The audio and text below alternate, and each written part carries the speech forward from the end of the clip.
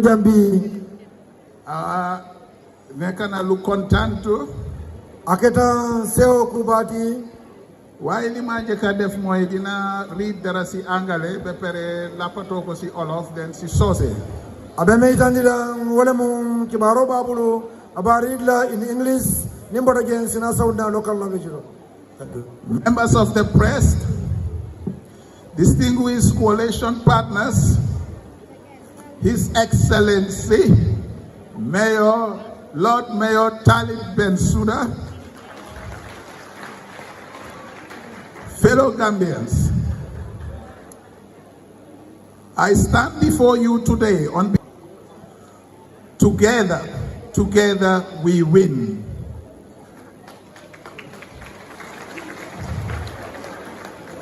The Gambia stand at a defining moment. Our people are tired of divisions, hardships, and broken promises. They're asking for one thing: leadership that can put the nation first. And there is no doubt, Coalition 2026 has come with a leader who without that will put the country first above his party. This is why Coalition 2026 was born. Not for personalities, but for parties, but for the Gambian people as a whole.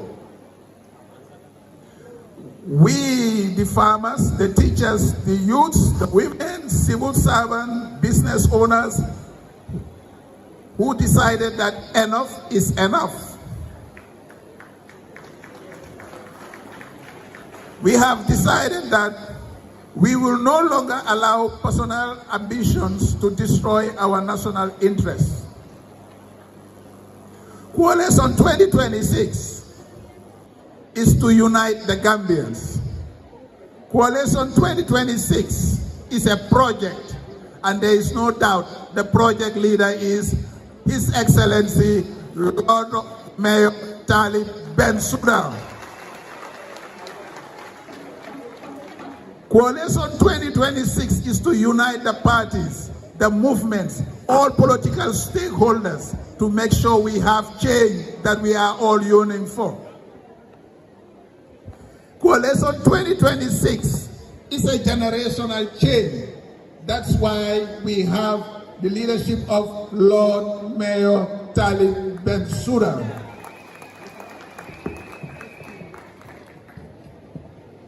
When we unite, no doubt, we become a force that can bring change.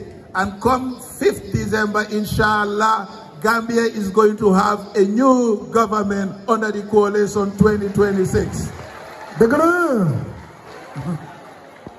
Why? Because we are to rescue the country, we are to rescue our nation. Coalition 2026 comes to bring new reforms, rebuild the institutions, and make new agreements to be delivered to the Gambians. The guarantee and the assurance of Coalition 2026 is again Lord Mayor, His Excellency Talib Bensouda. Let me be clear. Coalition 2026's commitment is to make sure Gambia comes out of the gutters. Right now, Gambians are suffering hardship. Right now, Gambians are suffering institutional failures. Right now, we need a new Gambia under a new leadership, under the leadership of Lord Mayor Talib Bensouda.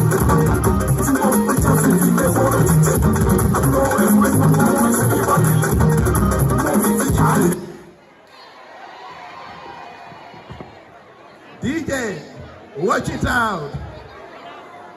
And Gambians, that I want to tell you, in Lord Mayor Talib Bensouda, we have the new Obama of the Gambia.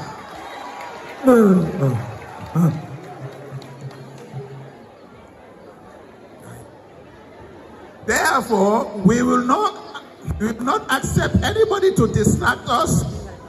We will not accept anybody to derail us. And we will go to the final end come December 5th, 2026. Coalition 2026 will govern this country. Finally, Gambians, this is a project. Coalition 2026 is a project. It's a project of ideas, project of shared vision, project of a mission that we are coming under a leadership of one person in the name of His Excellency, Lord Mayor Talib Bensouda. The emperor, the conqueror, the champion, the lion is here.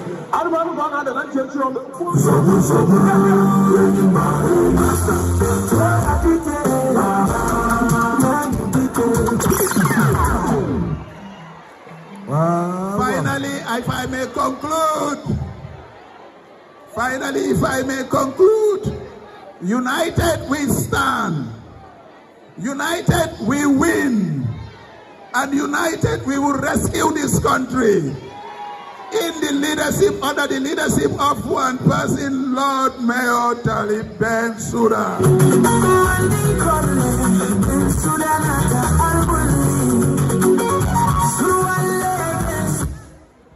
Wow, jërëjëf li ma doon bëgg a wax mooy rek tey dafa nekk bés boo xam ne bés bu am solo la, bés boo xam ne bési Gambian si la, te maa ngi welcome ñëpp from all regions of the Gambia, from URR, from CRR, from LRR, from North NBD, LR North Bank, and then the West Coast region, especially also from KMC, Greater Banjul area. Ñu ngi leen a welcome on this very, very important, solemn occasion. Mooy bés bi nga xam ne bés bu am solo la, bés boo xam ne bés bi nga xam ne tey suñ njiit si coalition bii nii muy Lord Mayor Talib Bensouda tey dafa jël undertaking pour woon Gambian si ne Gambia rek moo ko ñor.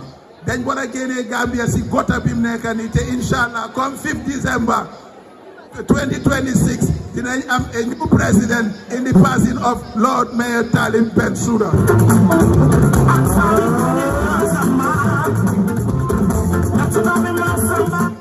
Baraka honorable Mati. Itanti dorong kala sewonya nyima itanti bela nyikamala ko ay Gambia bela kumandi kabini katong fokaina tunde sewo membe be Gambia ay abe kumanda tol nal konton wala kandal bela ma be rinjang nyikamala ko ale kafuta miral nyimama kana ka mo fondin choma me ya lonko wole banku dogo ka sanyi sembe ya sude wole mujumati Lord Mayor His Excellency Talib Ahmed Bensouda. maa ngi nuyu ñëpp di recognize ñëpp especially suñu yaay ji Tina Fall am nañ fi also ñoom Fatou Diaw Mané ak bépp jigéen ñi nga xam ne yéen ñëpp ndax Gambia fi mu nekk nii dañ nit pour génne ko si gota gi nii so maa ngi recognize everybody also ak leadership fi toog yëpp seen tour seen santa aka ela anala sewo nyanyima nenu be to fote wole mo molde men yalon o esi kela mira lolu kafu nyoma anila do ko kendo kela wato luta oto altendu kalu jayi nyindo ko nyanyima me yalon ka be kerimbi that day li ma fi gis maa ngi fi gis ndaw yoo xam ne dañ bugg a jël seen réew from this government tey loolu laa gis fii nii ndaw yu bugg a jël seen réew ndaw yoo xam ne pare nañ ak kilifa yoo xam ne pare nañ onda ñu nga xam ne am nañ sincerity am nañ góom-góom am nañ pas-pas am nañ patriotism ñooñu la ñoo àndal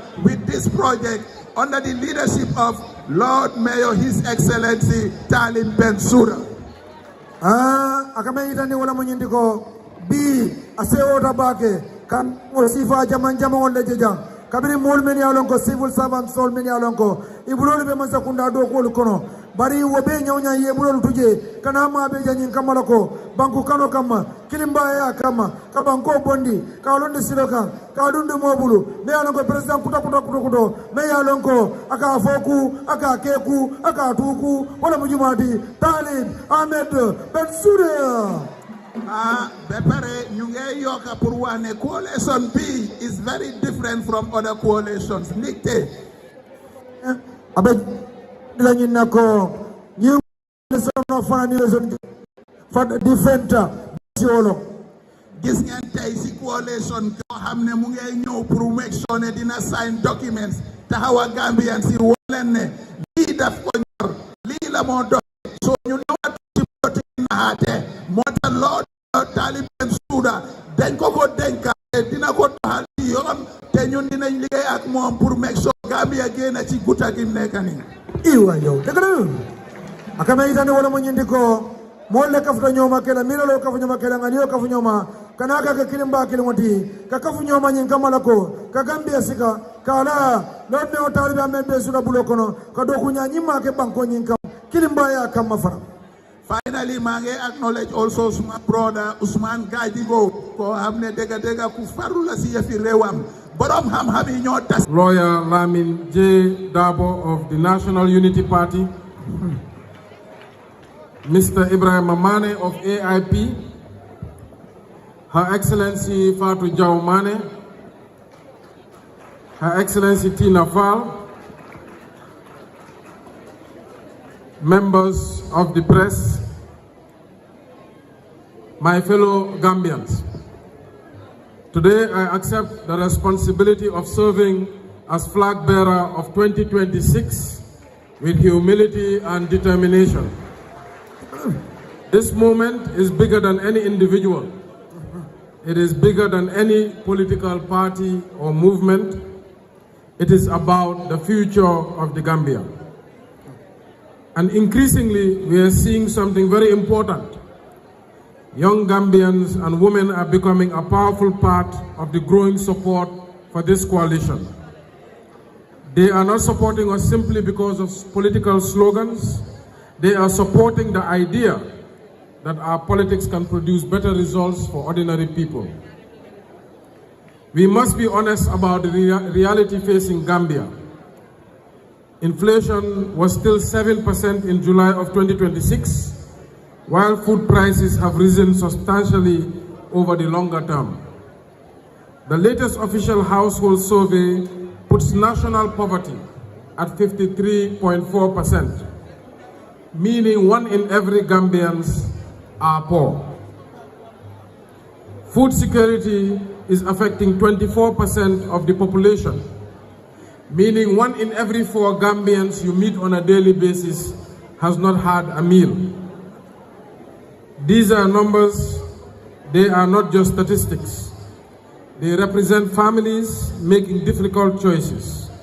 They represent mothers stretching household budgets. They represent young people postponing their ambitions. They represent businesses struggling with rising costs. And they tell us the economic growth must ultimately be measured by whether ordinary Gambians are actually living a better life. The World Bank estimates that the economy grew by 5.9% in 2025. That is welcome progress. But growth alone is not enough if people do not feel the benefits in their homes, in their pockets, on their breakfast tables, in their businesses and in their communities. Our objective must not be to just grow, but to create jobs, raising incomes and expand opportunity. To our young people, the statistics surrounding our youth should concern every political leader. The latest official youth labor force data shows that 57% of Gambians between the ages 15 and 13 are economically inactive. Only 42% of our youth are in the labor force. This is an enormous national challenge. Because behind every number is a young Gambian with a dream. Someone who wants to start a business, someone who wants to start a job, someone who wants to acquire a skill, someone who wants to build a family here rather than leave the country in search of opportunity. We cannot keep telling our young people that the future, while allowing too many of them to remain excluded from the economic present. Our young people don't need speeches about the future, they need a pathway into it. That means investments in skills, apprenticeships, technology, agriculture, tourism, manufacturing, and an economy where the private sector can create jobs at scale. To our mothers and our sisters, the same is true for every Gambian woman. The World Bank reports that the women's labor force participation is only 41.9% compared with men, which is 54.9%. 78% of our women are in the informal sector. Women are also earning considerably less than their male counterparts. Gambian women on average are earning $31.5 per hour compared to men that earn $42.4 per hour. These are not merely gender statistics, these are economic realities.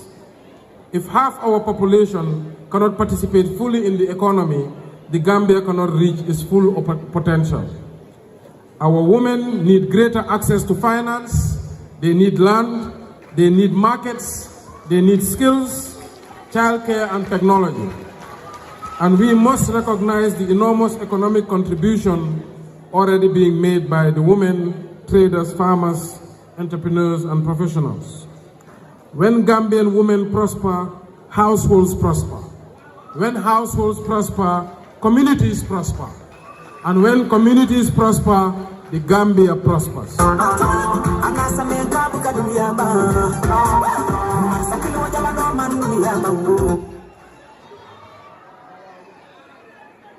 Today, we must also confront the country's energy crisis. A country cannot industrialize, create competitive business, or attract serious investment without reliable electricity. The latest available World Bank data shows that electricity access has reached just over 65% of Gambians in 2022, an improvement, but still leaving substantial proportion of the population without access. And what has recently happened with the energy insecurity is a calamity for Gambian healthcare, Gambian business, and Gambian education. Recently, we saw the test results reported by the Ministry of Basic Education, one of the worst failure rates in Gambia's history. But once you ask our students, most of them will tell you, because of a lack of electricity, they find it very difficult to study. Coalition 2026 will therefore treat reliable electricity as an essential part of education. We will invest in dependable generation and distribution, expand renewable energy solutions in schools and communities, and ensure that our schools have the infrastructure required for modern learning. To our political parties and political partners, to every party and movement participating in Coalition 2026, I say thank you from the bottom of my heart. Coalition building requires compromise. It requires patience. It requires trust. And sometimes it requires every one of us to put aside something we want for ourselves, and then we put forward what the country needs. That is leadership. As your flag bearer, I will work to ensure that this coalition remains bigger than any individual, including myself. I will listen, I will consult, I will respect our partners, and I will always remember that mandate we seek is not personal property, it belongs to the Gambian people.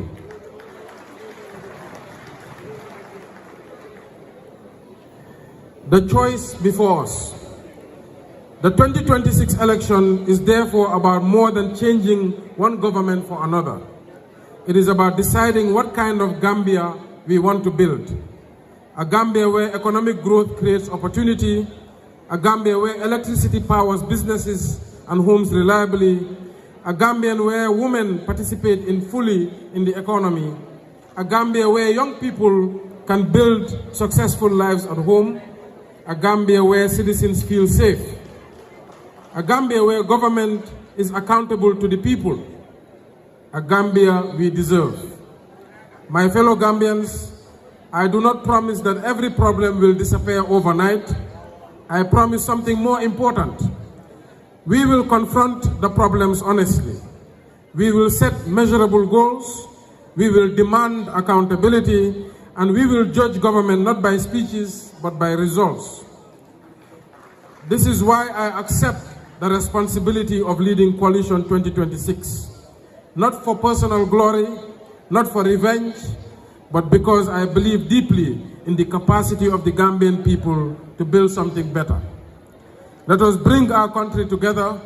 Let us unlock the potential of our young people. Let us empower our women. Let us strengthen our economy. Let us secure our communities, and let us power our country. Let us, above all, restore confidence in the Gambian people. I therefore say, my pledge is to you, the Gambian people. We will change government. We will be tough on crime. We will criminalize tribalism, and we will unite the people for progress, peace, and prosperity. May Allah bless the Gambia and her people. May Allah bless you all. Assalamu alaikum warahmatullahi ta'ala wabarakatuh. Manglendi Santa Dilen Gërëm.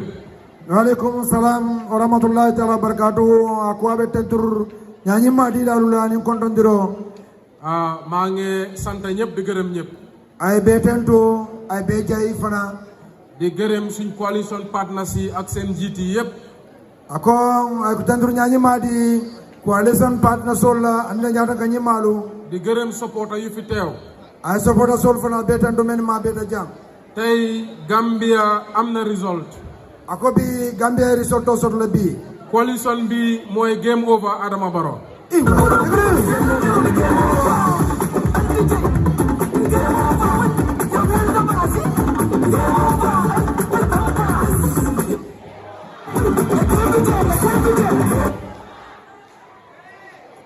Kontaan nañ pour dajee fi tey. Ako asewota di baake. Ay Gambian yu baax ñoo ñëw nekk benn. Gambian mo kende balu wala kafta ñome kata kilinti. ñu teg seen parti boor. Yela parti ko landi karala. ñu ne Gambia lañ gis. E ko ye Gambia la je. kon ñooñu ñëw ma tey dénkaane lu nga xam ne lu diis la. Ako woto wale karafalu dala kuliyar. mooy olute. Wale mu lanayati. ne Talib Ahmed Bensouda. E kay ko Talib Ahmed Bensouda. yow lañ jiital. E ñetale tom tambindi. yow lañ olu. Laate tele la. pour nga génnee Gambia si pax bu mu nekk. Pour ye Gambia bondi ñindi nga ba ko no be ben ko.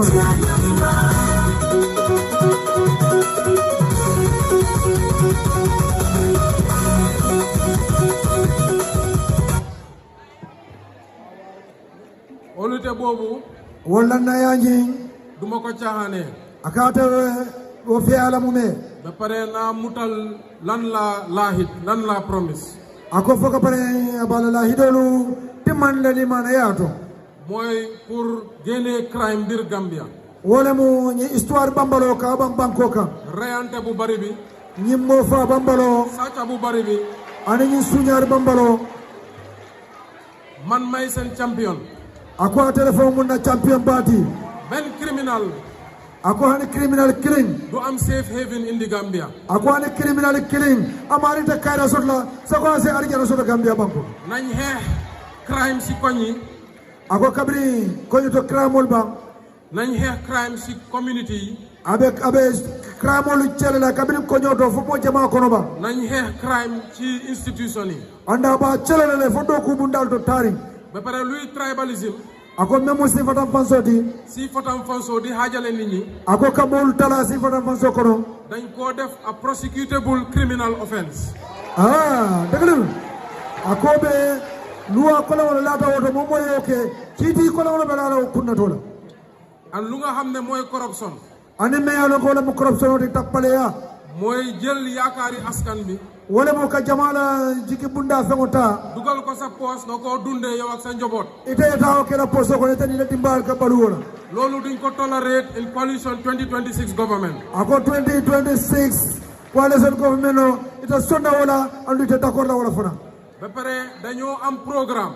O kola programme be bulu mooy ne dañoo jeexal poverty biir Gambia. wala mo ñindi ko be foire ya bana Gambia le Gambia problème am yëpp ako Gambia la ko le ko be soo xoolee lan mooy foundation bi ni aji be mun ma la foundation oti mooy ñàkk ak poverty. wala mu foire ya tan fentaya dëkk bu serious bu nekk ako banko sobe sooy defar sa loi sa plan ni be la loi de la banko kan looy jëkk a xalaat mooy ñu niw doole.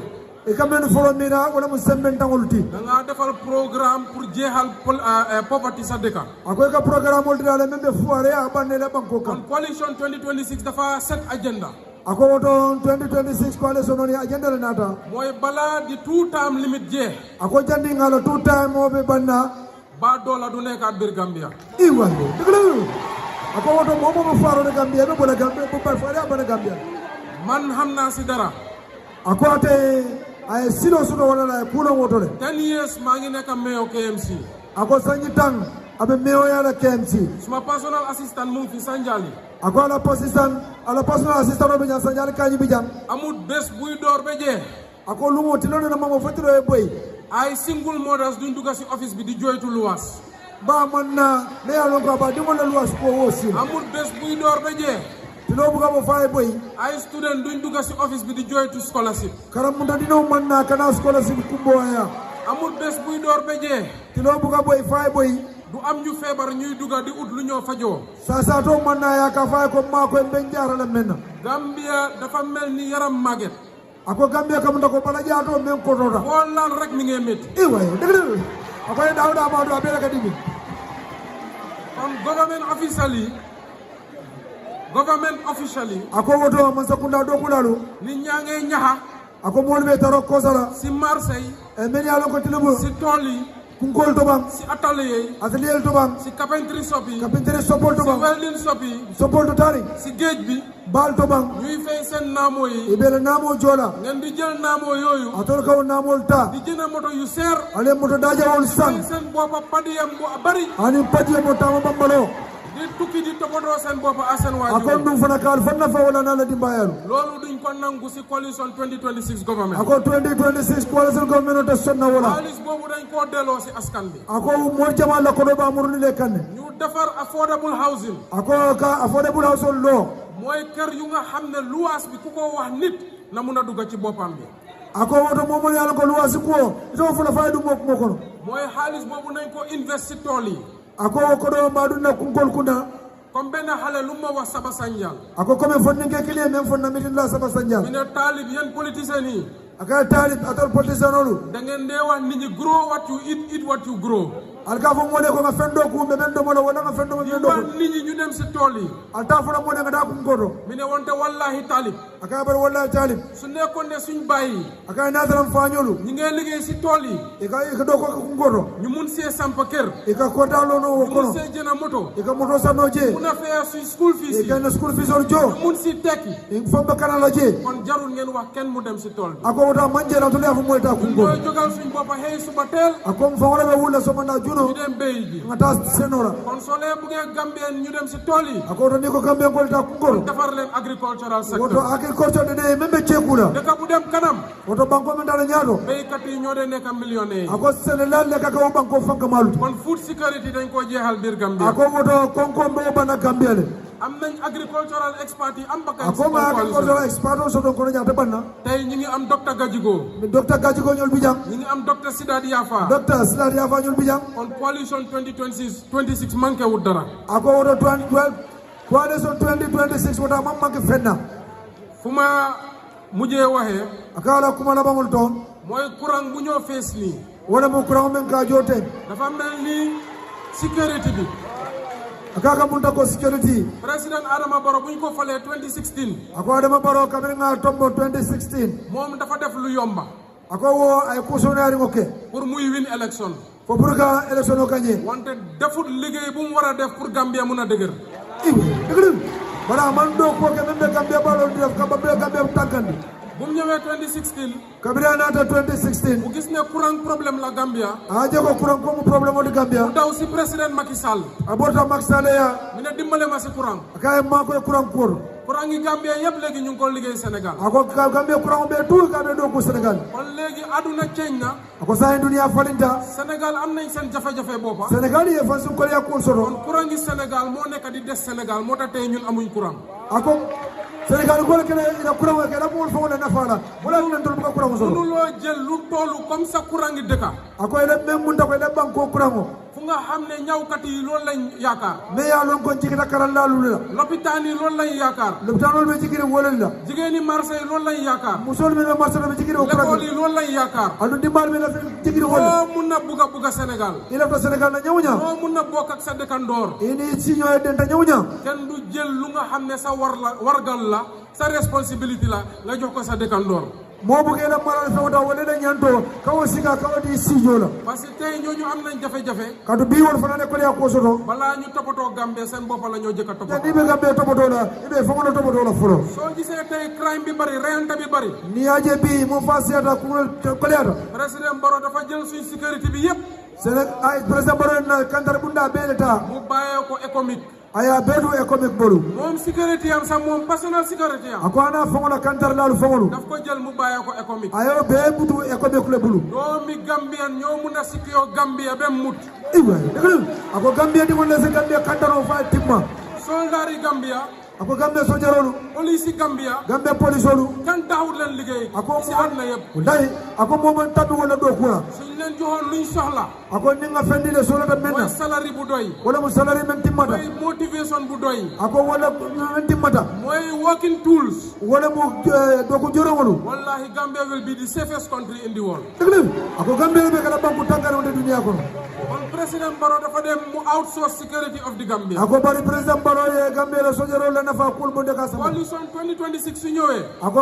2026 nanata courant yi Gambia biir Gambia lañ ko liggéey ako Gambia la kuran ba do ko Gambia la kuran doomi Gambia ñooy liggéey courant Gambia Gambia di wol fa wala Gambia kuran do ko security Gambia dafa nekk si loxo doomi Gambia ako security Gambia la kantar bu ndabe tan fa wala burja président Talib benn foore na du ko garder deglu ako président Talib men ben suda ala sojaro de mo do ala bu Gambia fa ko within elected as president ako ni kato fa kala président di dama wax économique ka ba fa économique ko jëri leen jëf aba fa le ko ni bara yàlla leen yàlla fay seen xol bu baax alma ya jo la ngane sen yala man Gambian Armed Forces ako bari Gambian Armed Forces Gambian Secret Service ako Gambia Civil Service Gambian Police Gambia Police ñooy garder State House bi wala mu Gambia State House ñooy garder koñ yi wala mu Gambia ñooy garder frontière wala mu Gambia Gambia la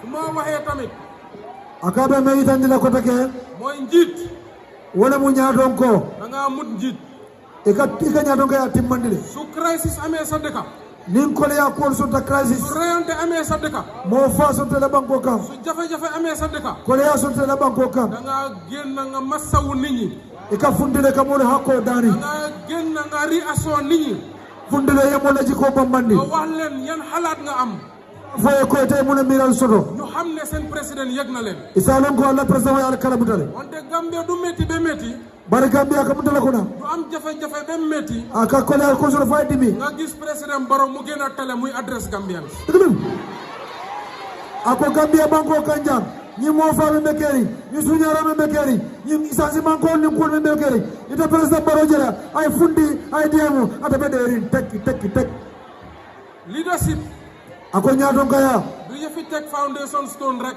aka manke sila berela dammanti leadership ako ñaaton kaya du yëfi inaugurate building rek aka manke ka bunkutol dayel dorom leadership ako leadership du yëfi duga plane nga ne da ngaa dem attend Independence Day celebration beneen a dëkk manke tama bambalodi ita bita mo la banko la independent jurala dorom leadership nit ñi dañ koo yëg ako leadership mo ko di kajbil nit ñi suñ amee leader dañ ko dee yëg seen yaram ako molu bi je ni ñaaton ka so ka fili balotole fuñ toog ni sita dañ dee am yaakaar ika jikko solole suñ tëddee nelaw ni yela dañoo yàkkamtee eewu sax ika korondole pour yewul parce sinol que am na njiit bu leen di yóbbu tuddi promise land kantu ko ñaaton ko la me ala ko wona ñante sabala ñaato man Talib Bensouda akata taliben suda suma vision akatala milalo nekkul pour Gambia tane akama ke Gambia manoti de suma vision atala visiono nekkul pour ngene Talib jamono moo gën bu président Barrow akama ke nyinda marka mo Talib jamano fisala president Barrow jamano man suma vision lan la akatala visiono muneti mooy pour Gambia nekk one of the top countries in this world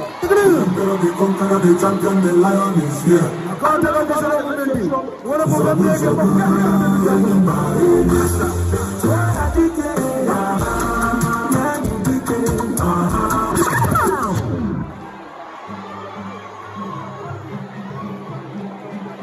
Thank you. Gambia Ako woto Gambia warta tane yeneen African dëkk yi ako woto Africa bankol mo nyina fishala Gambia dina Gambian president ako Gambia president warloo taxaw di wax ne ima nyina lora ka foko wante suma jamono moo tane bu Jawara di ndala jamano le tan fishala jawara jamano suma dëkk moo tane Guinée Bissau di ndala banko le fishala Guinea Bissau suma dëkk moo tane Gabon di ndala banko le fishala Gabondi Gambian president o Gambia president o soo taxawee ni lota da nga war a wax ne nyanda folo ko soo compté juróom dëkk aduna ni e banko lulu konte dunia dafa ko gis Gambia iwa yo donc ba Gambia nyanda kala wora jawdi kon ñun lii mooy suñu ambition dolla ambitionoti kon maa ngi gërëm coalition 2026 ako woto tadru nyimadi coalition 2026 la bantu waat si His Excellency Essa Bukar si lu mu wax ako abe murla His Excellency onebu Boubacar Sila kubodo dëkk bu amul diina banko men mandino soto su demee kanam sax hanna tata nyaato du dee barke atata continue tey ñëpp dañoo jógee fii dem julli mbeka wuri jankata jine Sunday dañoo am ñuy dem cooj ako dol dibaso do kata cooj Gambia dëkk bu am diina la Gambia mu dina banko lati kon dëkk bu barke la woto banko barka malem kon su ñoo développe woto nimbe develop la si biir arranqué si nguur gi ako woto nema sakundal suñ jëlee ñu jox English school yi ak formal education ako ni nga formal education di karam do ni wala tam lu English tuuti school tuuti nañ randal ñaar ñu jox madrasa yi ak Christian school yi ako woto do ñawnya nga fula boddige ngodi arabi student la ani christian ba pare lu ma gën a jaaxal Gambia ako meya jakal Gambia tey ak madrasa yu bari yi ako nani arab karamu jama xale yi di jàng islam dinol be muslimi akaranna dañoo dem si suñu embassy yi e kazana ambassador ci arab world bi arabu bankol kam nga xam ne sariya moo fa nekk nani alo sariya won le bije ñu jël English student du ko fa def e ka